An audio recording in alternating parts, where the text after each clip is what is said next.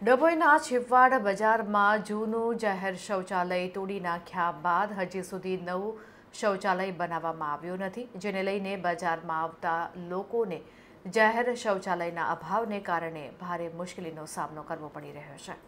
ડભોઈના છેવાડ શાક માર્કેટમાં 2 વર્ષથી શૌચાલય ગાયબ થઈ ગયું છે, જેને કારણે 500 દુકાનદારો અને ગ્રાહકોને હાલાકી પડી રહી છે। ખાસ કરીને મહિલાઓ શૌચાલયને લઈને ભારે મુશ્કેલી અનુભવી રહ્યા છે।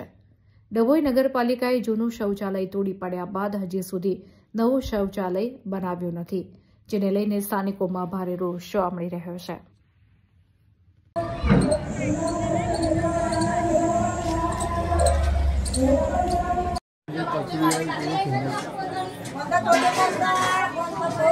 पंद्रह दिवस से ट्रैक्टर लेके आया नहीं।